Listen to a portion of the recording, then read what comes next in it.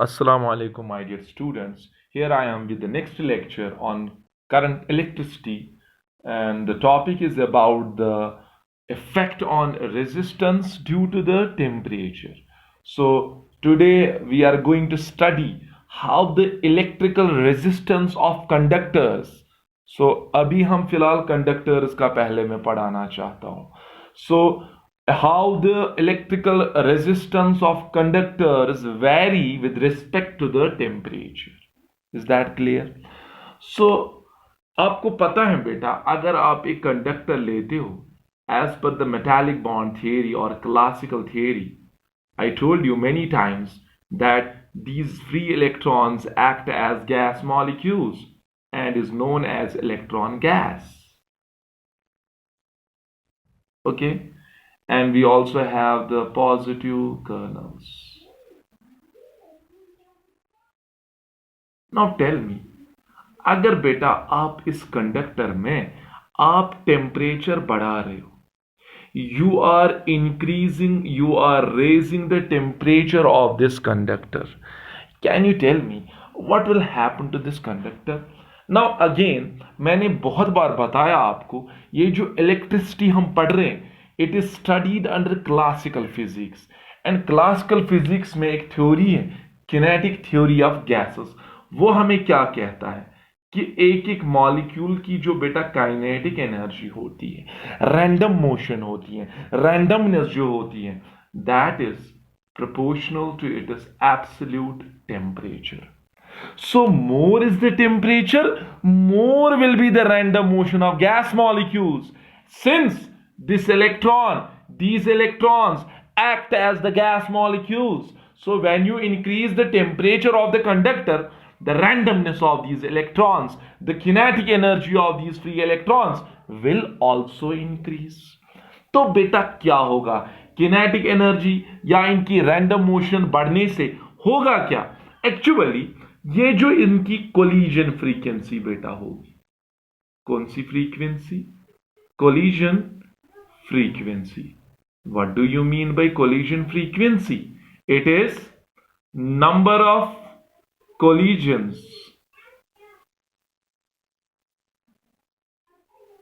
ठीक suffered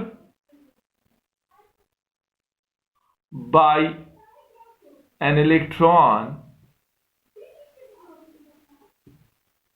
with the positive kernel. Okay, with the positive kernel per unit time. एक second में एक electron कितने कोलिजन्स, कितनी बार एक पॉजिटिव कर्नल के साथ स्ट्राइक कर रहा है? सो नाउ टेल मी, जब when it collides, when the collision frequency increases, I can show you it like this. Suppose it was colliding like this. Low temperature पे कोलिजन फ्रीक्वेंसी कम थी, मान लो पहले एक सेकेंड में 2 कोलिजन्स दिखा रहा था, ये ऐसे 1 2. Now when I increase the temperature of this conductor, number of collisions suffered by an electron per unit time will increase. अब इसी एक सेकेंड में ये इलेक्ट्रॉन 3 4 5 कोलिजन्स दिखाएगा. Let it be 4. सो एक सेकेंड में कोलिजन्स ऐसे हो जाएंगे 1 2 3 4. So how many collisions are taking place now in unit time? 4. Now tell me, now at this new or final temperature, high temperature, will this electron relax for more time or it will relax for less time? अरे सीधे बात है, जब पर second collisions बढ़ रहे हैं like this, what is happening to the relaxation time? It will decrease, because relaxation time वो टाइम है जो कोलिजन्स के बीच में होता है. लेकिन जब कोलिजन फ्रीक्वेंसी बढ़ गई तो रिलैक्सेशन टाइम घट जाएगा. सो एक्चुअली क्या होता है, जब आप टेम्परेचर बढ़ाते हो तो बेटा क्या होता है, रैंडम मोशन इलेक्ट्रॉन्स की बढ़ती है.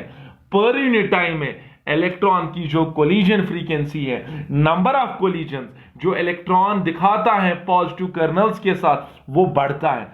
So you know resistance in conductors is due to what? What is the cause of resistance? It is due to the collision of free electrons with the positive kernels. So when temperature increases, random motion increases, number of collisions suffered by an electron with the positive kernel also increases. When number of collisions per unit time increases, what will happen to the relaxation time? बोलो बेटा, कितने time के लिए? ये logical बात है। क्या ये अब ज्यादा देर के लिए रिलैक्स करेगा या कम टाइम के लिए रिलैक्स करेगा? Obviously it will relax for less time, so that means relaxation time is represented by tau, it will definitely decrease. तो बेटा क्या हम लिख सकते हैं कि ये जो टेम्परेचर आप बढ़ाते हो बेटा, टेम्परेचर के बढ़ने से ये जो रिलैक्सेशन टाइम है एक्चुअली उसमें फर्क आ जाता है, वो घट जाता है। So resistance actually basic formula अगर आप देखोगे तो वो है ml by a n e square tau.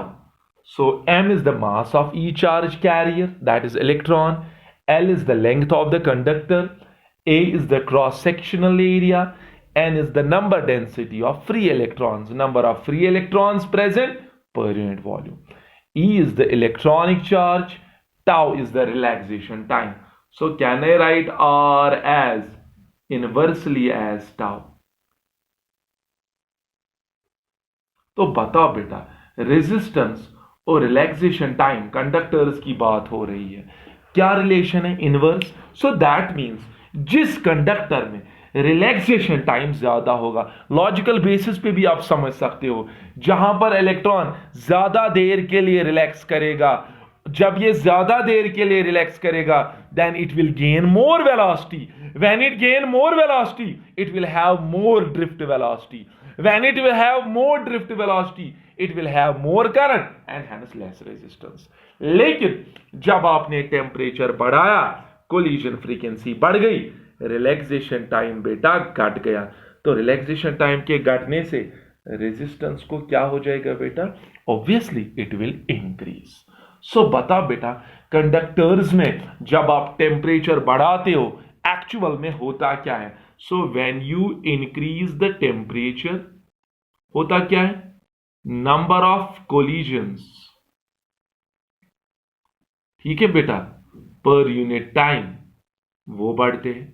Number of collisions पर यूनिट टाइम के बढ़ने से बेटा क्या बढ़ता है? Relaxation time. रिलैक्सेशन टाइम के रिलैक्सेशन टाइम उससे क्या होता है? नंबर ऑफ कोलिजन्स पर यूनिट टाइम के बढ़ने से रिलैक्सेशन टाइम घटता है, और रिलैक्सेशन टाइम के घटने से रेजिस्टेंस बेटा बढ़ती है. अगर इसका जिस्ट देखा जाए, that is this one. If you increase the temperature, number of collisions per unit time will increase, which will lead to the decrease in relaxation time, and that in turn will increase the resistance of a conductor. So as you increase the temperature, random motion increases, number of collisions suffered by an electron with the positive kernel in unit time increases, therefore it decreases the relaxation time. Now these electrons will relax for less time, and that means more will be the resistance. समझ आया बेटा theoretical basis पे कैसे resistance बढ़ती है with temperature? सो यहां से हमें पता चला कि ये जो कंडक्टर्स है बेटा, कंडक्टर्स में जो रेजिस्टेंस है it is proportional to temperature. Temperature increases, resistance will increase. Temperature decreases, resistance will decrease. बेटा क्यों होगा?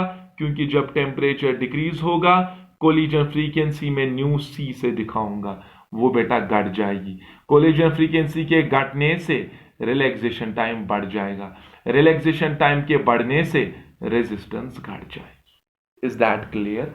नाउ अगर आपको याद होगा 11th में एक टॉपिक था दैट वाज थर्मल एक्सपेंशन. वहां पे हम ऐसे लिखते थे कि किसी भी मटेरियल सॉलिड की जो लेंथ होती है, when we change its temperature, that is given by L is equal to L0 1 plus alpha delta T. आपको याद होगा L is the length of a material at final temperature. L naught is the original length or the length at initial temperature. Alpha is the coefficient of linear expansion. It shows us how much sensitive the material is towards the temperature. Is that clear? Material की sensitivity बताता है. अगर alpha ज्यादा होगा उसका मतलब हुआ जरा सा टेम्परेचर बढ़ाने से मटेरियल की लेंथ में बहुत ज्यादा चेंज आएगी. अगर ये अल्फा कम है उसका मतलब हुआ आप कितना भी टेम्परेचर बढ़ाओ लेकिन लेंथ में उतनी अच्छी खासी चेंज नहीं आएगी. बेटा ये थर्मल एक्सपेंशन में रिलेशन है. तो याद रखोगे यहां पर भी जो रेजिस्टेंस की रिलेशन है that is analogous to this one. तो यहां पर जो रिलेशन आप लिखोगे बेटा that will be like this. Resistance at some final temperature R T will be written as R naught, neglecting the higher coefficients. Okay, it will be like this: 1 plus alpha delta t. So now in terms का meaning क्या है? Where these symbols have their usual meanings. What this RT is? Yes, it is the resistance at temperature T, final temperature. What is this R naught? Original resistance. Yeah, resistance at initial temperature. And what is this delta T? Temperature change. Yeah, temperature rise or fall. What is this alpha? This is very much important from entrance point of view. This is known as temperature coefficient of the resistance. ठीक है बेटा. Now let us discuss. So R T वो resistance है जो आपके नए आपका temperature मान लो पहले 30 था अब 40 है. So R T is the resistance at new temperature that is 40. R naught is the original resistance और resistance at initial temperature. Delta T is the temperature rise या टेम्परेचर फॉल. जैसे मटेरियल का temperature rise किया from 30 to 100 degree, so then the change is 70. And this alpha is temperature coefficient of resistance. What it is, let me explain it.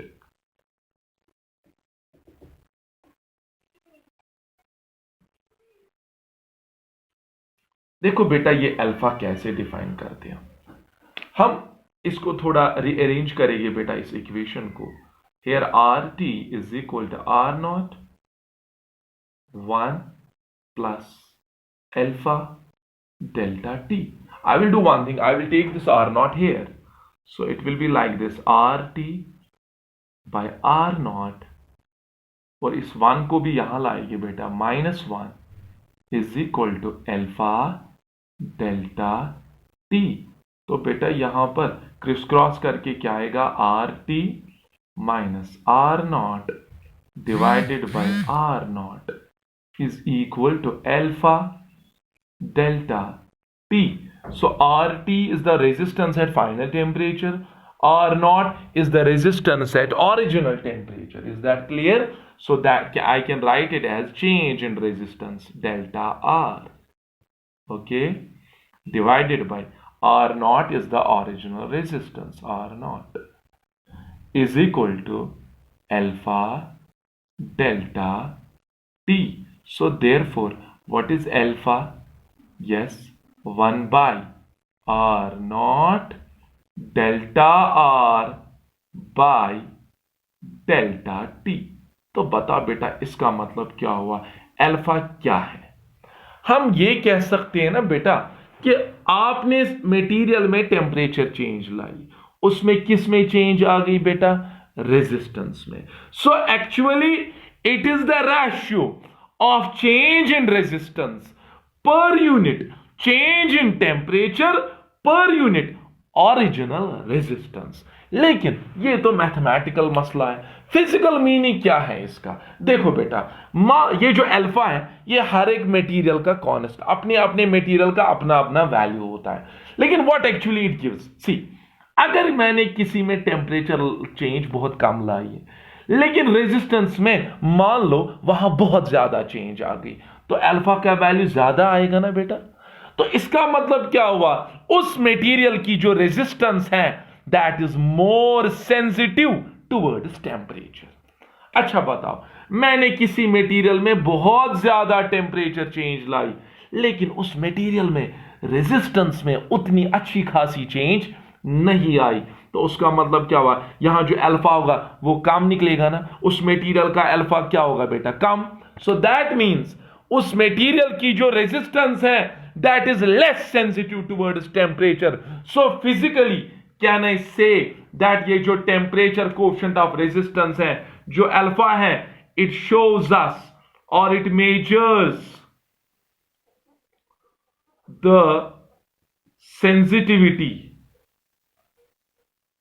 sensitivity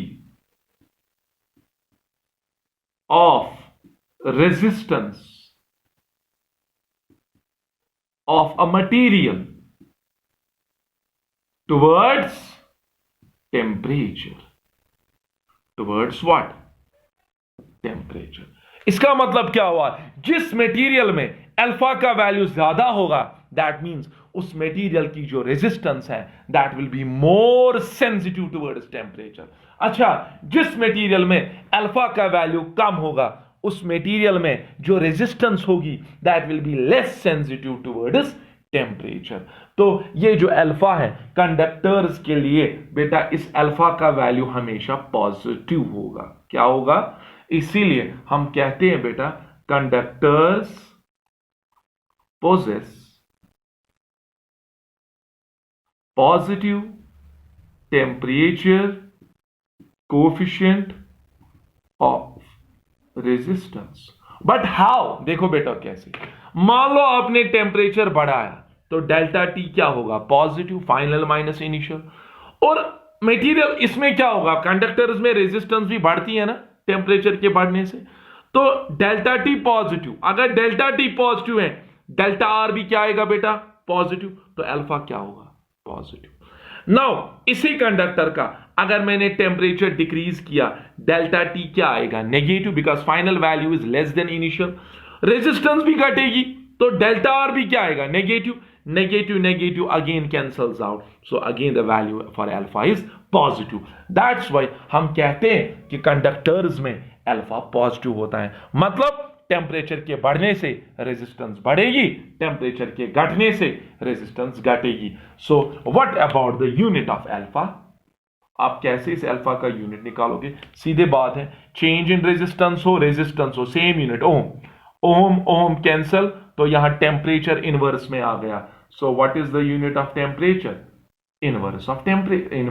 what is the unit of alpha, it is inverse of temperature, inverse of temperature.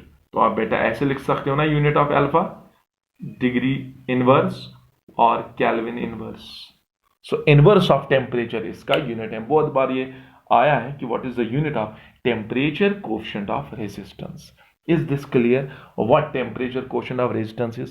It actually shows how much sensitivity how much sensitive the resistance of the material is towards temperature. So this was about the effect on resistance due to temperature. बाद में आप electronics में फिर देखोगे superconductors, insulators, उसमें ये alpha negative होता है, उसमें negative temperature coefficient of resistance बेटा होता है। वो कैसे होता है इंशाल्लाह इलेक्ट्रॉनिक्स में हम वो डिस्कस कर लेंगे। Because of that band energy gap, because of the valence band, conduction band, ठीक है, वहां पर टेम्परेचर देने से more and more electrons move towards the conduction band, therefore conductance increases. लेकिन यहां पे I don't want to explain it here, ठीक है।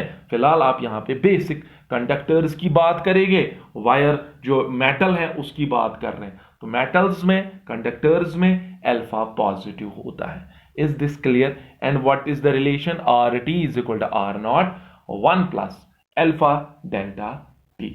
So I hope this is clear to you. So inshallah in the next lecture I am going to discuss the numericals, and in the same date I am going to discuss about the superconductivity, what that is। बहुत सारे materials में resistance zero बनती है, कैसे बनती है, तो थोड़ा सा आपको यहाँ आइडिया आया होगा, but inshallah I will discuss it in the next lecture. And here I am closing this session. Assalamu alaikum.